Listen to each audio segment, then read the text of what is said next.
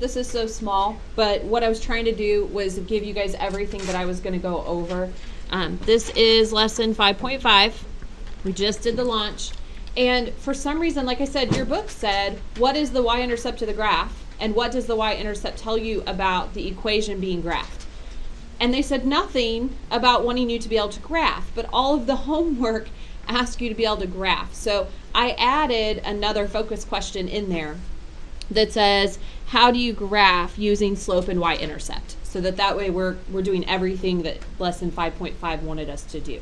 Okay, this is a skill that you will use over and over and over again. My 1As and my algebra kids are still using graphing with slope and intercept. Okay, so this is one of those skills you're going to see for the next, goodness, year to 2 years, if not even longer than that. Okay, so you should look at this box right here that's on your paper, and it says the y-intercept of the graph is the y value at which the graph crosses the y-axis. So it's just kind of showing you the different y-intercepts, okay? So we've got the y-intercept of the first one, and they put it at 0. And for some reason, mathematicians decided that they were going to consider that b is what we use for the abbreviation for y-intercept. So if you don't want to have to write it out, you can just write b, okay? If you look at this one, so here is your y-axis right here. Here's your x-axis. I know that's a little hard to see. Here's your y-intercept right here. It's where the line crosses the y-axis. So this one would be b equals 4. And then on this one again, here's your y-axis right here. The line is crossing right there at -3. So your y-intercept would be -3. Okay, so I want to look back at the launch that we just finished and see if you can understand what it means and where it is. Okay, so if I look back up here to this one, which I have it in front of you, it's right here. Okay, can you tell me the y-intercept of, let's do friend 1. What is the y-intercept of friend 1? Quinn? 4. 4, good. And what does that mean in this situation? It's not only where the line hits the y-axis, but what did it mean, Miles? That's where it started off. Okay, yes. Can you be specific? Felicity? It's where, okay, it's where plants started to grow. Kurt? It's where it crosses the y-axis. That is right, because that's y-intercept. What does it mean in this situation?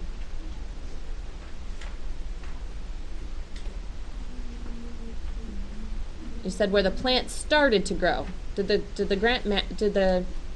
the plant automatically start at 4? Where it's that's the height that you got the plant. Say that again. The one you- What you just said. That's the height that you got the plant.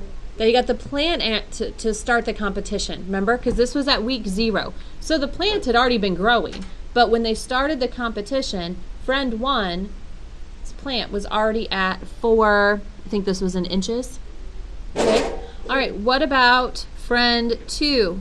What is friend 2's y-intercept? Okay. And friend 3? 2. Okay. All right. So that's y-intercept, and that's what it means. Okay. So that's when this focus question was saying, what is the y-intercept? It's where the graph crosses the y-axis. What does the y-intercept tell you about the equation being graphed? Well, in that situation, it told us where the plant height started. Okay? All right. So now what I want you guys to do is I want you to pretend that this is kind of like a got it. And I want you to go through and tell me the y-intercept of this is A, B, C, and D. So go ahead and write in what you think each of those is. And I'm probably going to have to help you a little bit with C and D.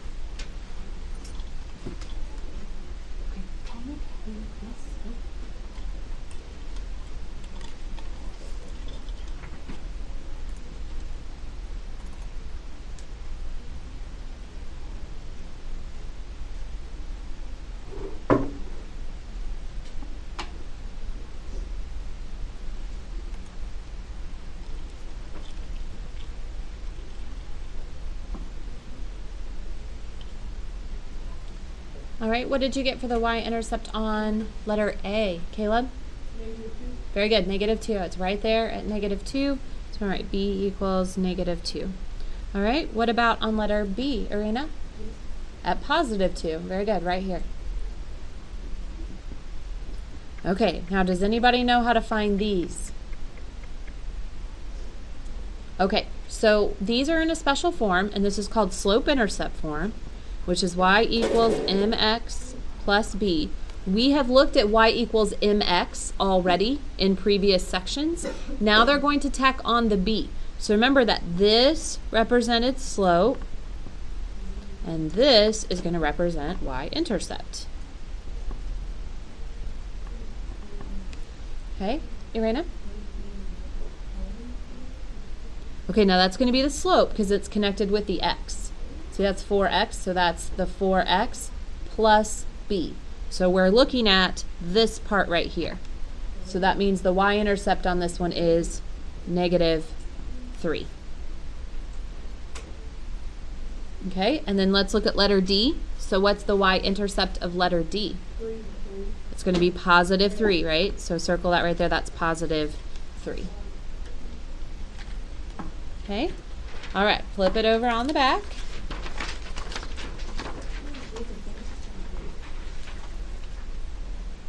Okay. So on this one, it says now we're going to graph the equation. What is the y-intercept of the graph of the equation? So the first thing I want you to do is pull out what you think the slope is and what the y-intercept is. So go ahead and write those two down, and then I'm going to teach you how to graph.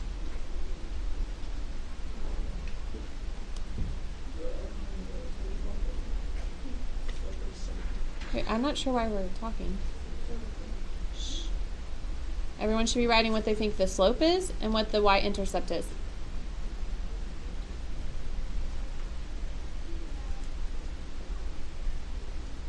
Okay, raise your hand and tell me. Let's start with y-intercept. What is the y-intercept of this equation? Quinn? 3. Very good, 3. Because it says +3, so that's my y-intercept. Okay, now what is my slope? This one's tricky, Kurt. It's got to be whatever's in front of x. Do you know what imaginary number's in front of x right now? There's a 1. Remember, anytime it's just a plain x, there's actually an imaginary 1 sitting in front of it. So this has a slope of 1. Now, we have to remember back to what I've taught you about slope. Remember how we said slope is fun? Remember, rise over run. There we go. Okay, so if this is a whole number, what do I have to do to it?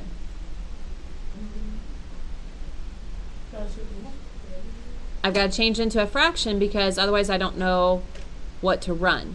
So if it's already 1, what can I put underneath any whole number that does not change the number? Kurt? Okay, so if I have the number 4, how would I change 4 into a fraction? Very good, 4 over 1. I can always put a whole number over 1 because that doesn't change anything. So I'm going to have to put this one over 1. And so 1 over 1 is still 1. That's the exact same thing. Okay? All right. So when I look at letter B, this is where I'm going to start. Okay? So think about the plant problem. The plant problem, that's where it started because you got your plant at a certain height. So I'm going to go to the y-axis at 3 and start there. And I know this is a little hard to read, guys, and I'm sorry about that. It didn't print very well. Okay, so we're going to go to 3 right there on my y-intercept. Okay, do you guys see where I've graphed it? I know it's really tiny. Okay, then I'm going to go to my slope. I'm going to rise 1, run 1.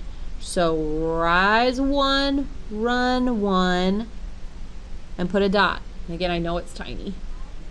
And you keep going with this pattern. Rise 1, run 1, rise, run, 1, run. It's like a tongue twister. I can't even say it anymore. Okay? And then what you're going to do is draw your line through it. And then we've just graphed that line.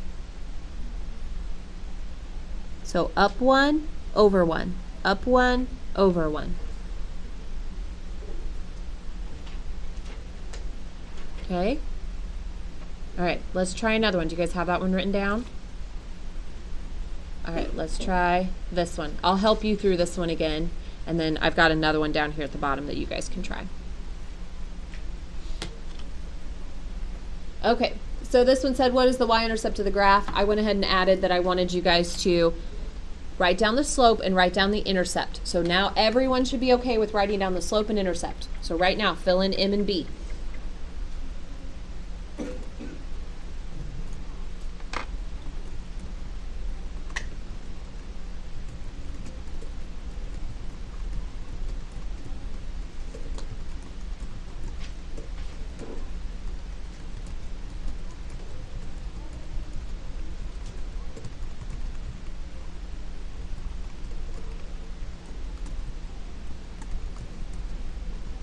Okay, raise your hand if you can tell me what the slope is, what M is.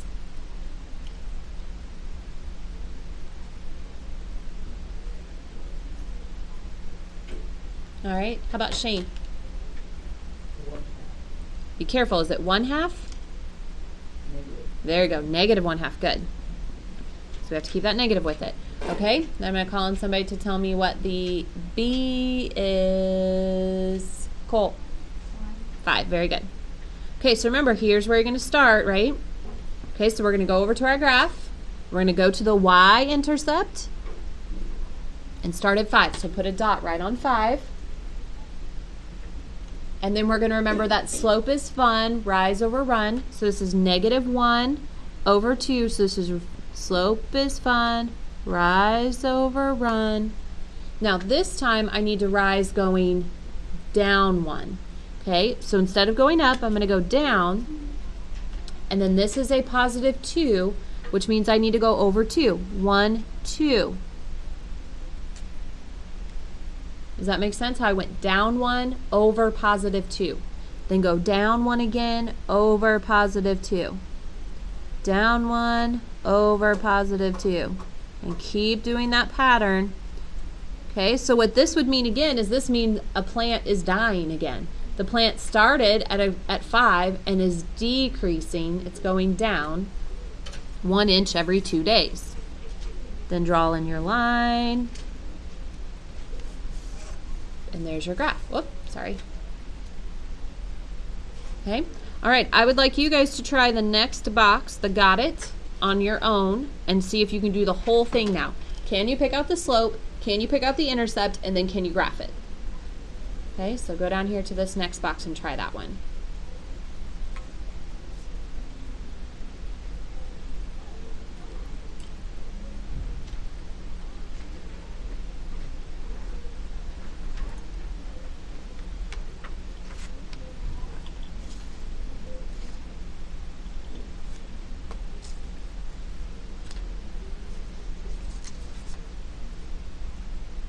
Is this one 12 or 13?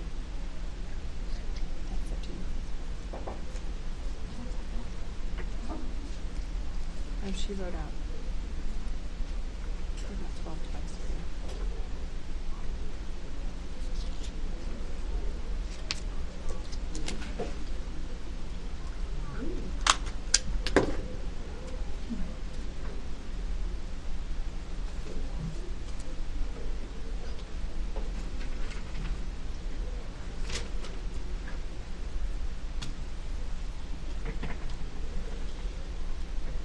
All right, let's see, what did you guys get for the slope, Arena? Very good. And if I need to turn it into a fraction, what do I have to put underneath it? A 1, good. Okay, what is the intercept, Alex?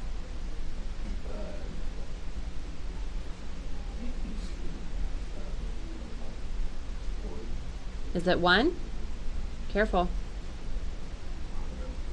You gotta look at the whole thing.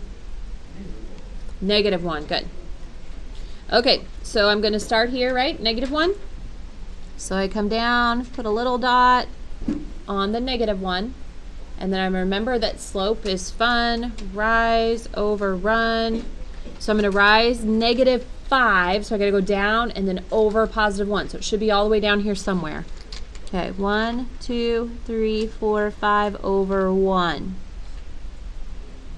1, 2, 3, and now I'm out of space, so let me show you what else you can do.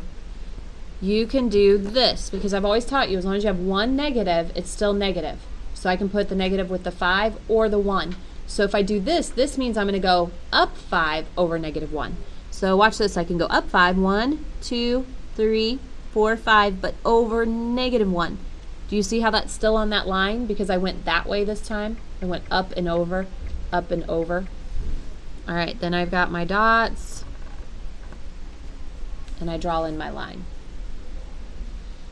Okay, questions on that one before we do the very last one?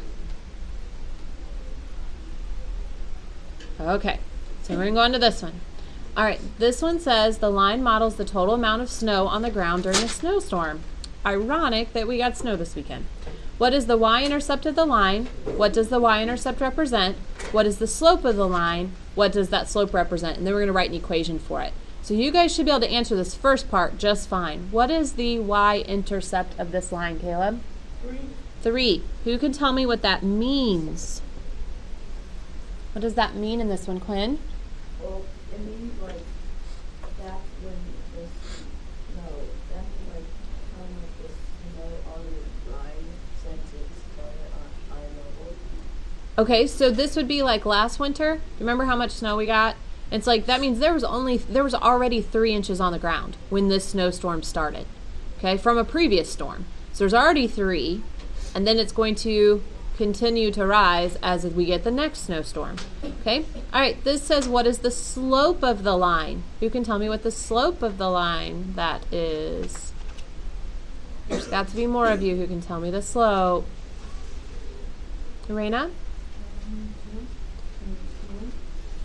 I agree that both of those numbers are in the slope. We just got to make them the right way. Kurt? 1 over 2. Rise over run. So here's your rise, here's your run. Okay? All right, what does that mean? What does that mean in this situation?